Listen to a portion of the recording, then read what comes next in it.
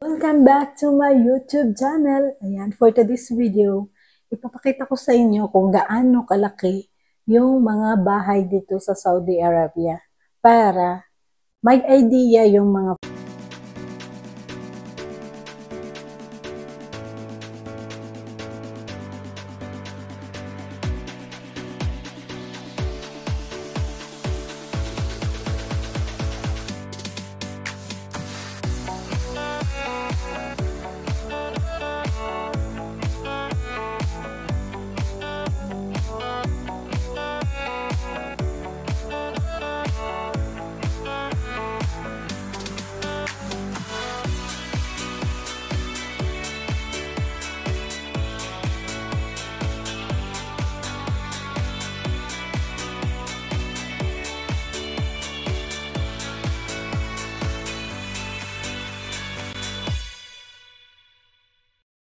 first timer natin na nandyan pa lang sa Pilipinas or yung nagbalak na mag-abroad.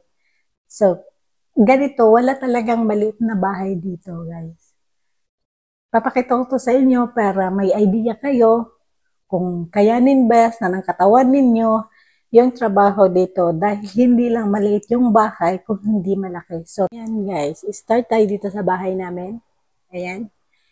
Ayan, gano'n siya kalaki. Ayan, hanggang sa taas. Ayan. Ganyan siya kalaki guys, hanggang doon. Okay? Ganyan siya kalaki. Pakita ko to sa inyo para may idea kayo kung ano yung gano'n kalaki dito. Gano'n kalaki yung bahay.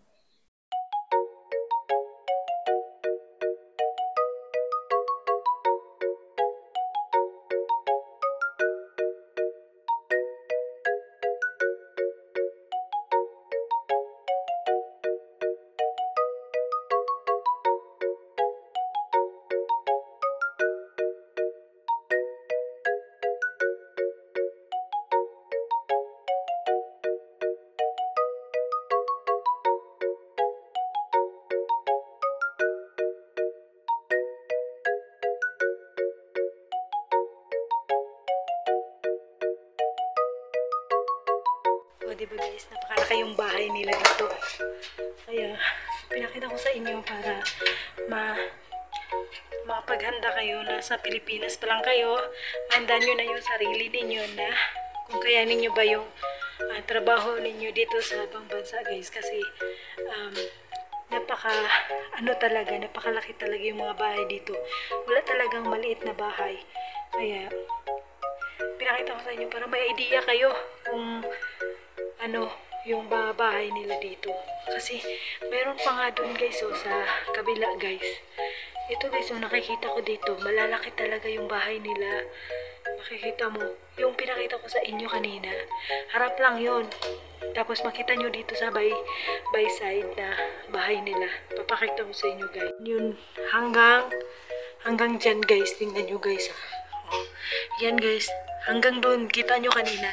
Ito yung sa gilid, guys. Ayan. Yan yung sa gilid kanina. Yung harap kanina, yon yung dito sa gilid. Tingnan nyo, guys. Ang napakalaki, diba? Ayan. Hanggang doon sa dulo. Tsaka iba naman yung nandun sa likod. Ayan. Itong bahay namin, yan, kalaki. Laki talaga, guys. Hindi naman talaga biro dito mag-abroad. Kasi malaki yung bahay.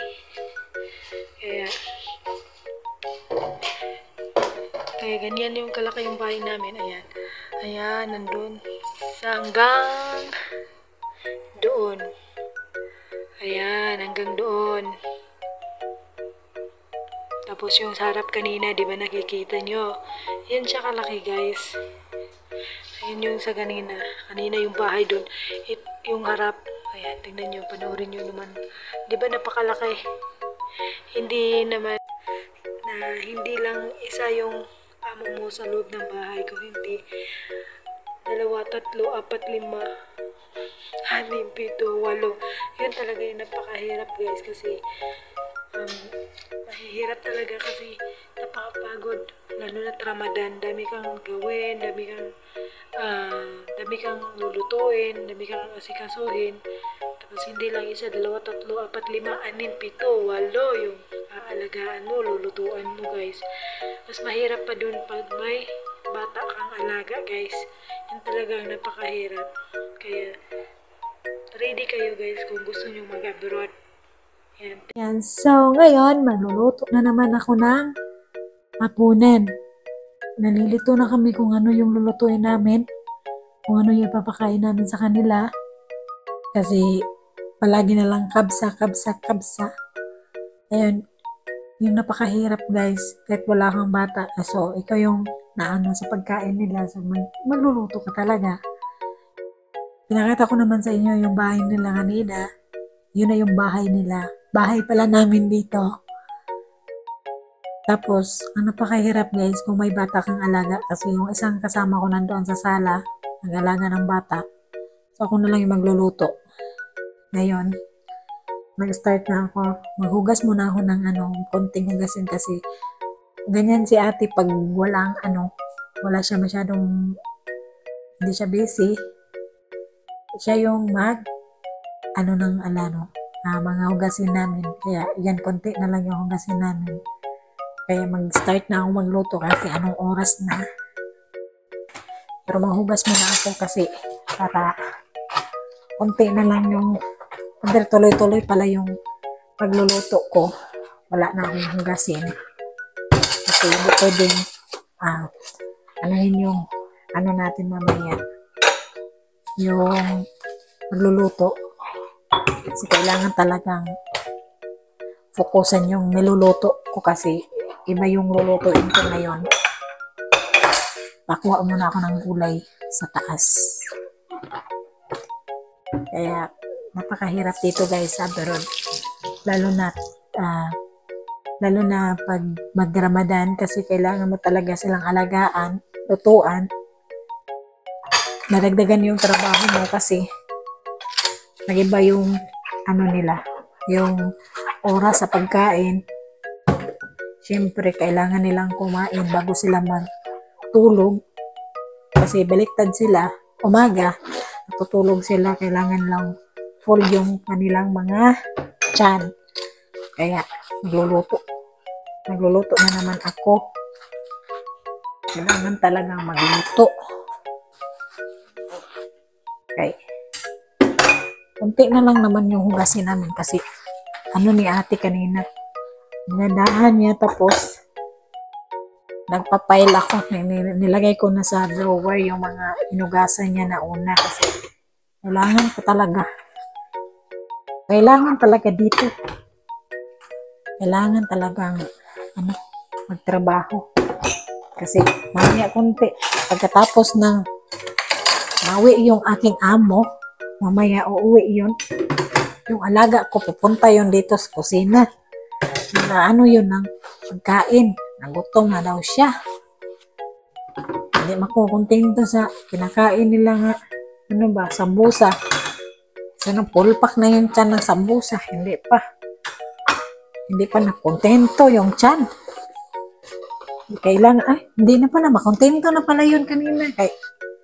Hindi na pala yung pupunta dito agad sa kusina kasi nagluluto pala si ate kanina ng kanin at saka gulay para sa mga bata.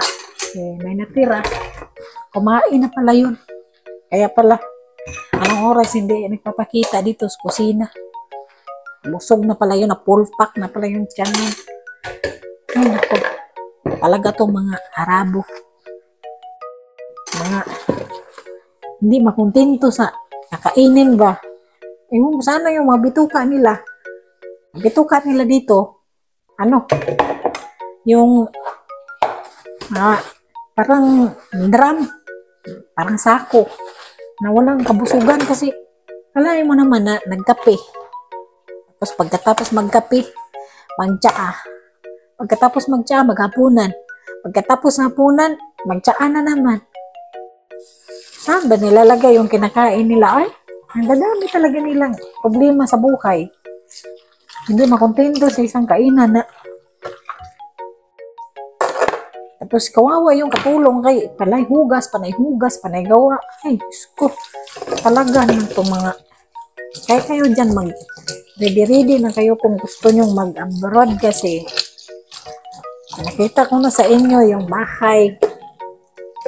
Kaya kailangan natin yung nandito ngayon sa abroad, kailangan natin mag-ipon tayo, may ipon. Kasi para pag-uwi natin sa Pilipinas, may tayo mapag-isip, babalik dito sa Saudi. Kaya may isipan ninyo na may negosyo kayo, kay hirap talaga buhay dito. Kailangan talaga yung buhay dito na may ipon tayo sa Pilipinas tayo. Pero yung sa Pilipinas, iwan ko lang kung ipunan tayo, ipunan resibo. Kaya kayo, nandyan sa Pilipinas, dahan-dahan naman kayo kasi mag-aaral, may ibang mga bata, hindi mag-aaral kung konti lang ibigay allowance. May mga bata na pag malaman na ng nanay na malapit ng sahuran, send ng anong hihingin kinanay. Ay, Diyos ko, magising kayo. Hindi basta-basta ang trabaho dito. May iba na proud sila na may abroad. Maganda yung buhay nila kay sabihin ng may kapitbahay na ang ganda ng buhay mo kay may abroad. Ay nako, magising kayo dyan. Pinakita ko na sa inyo. Panoorin nyo yung full video. Keep watching guys, and good luck to all Filipinos to working in Saudi. Yan, palagyan tayo ng eye bags. May 2 linggo pa mahigit ang Ramadan, kaya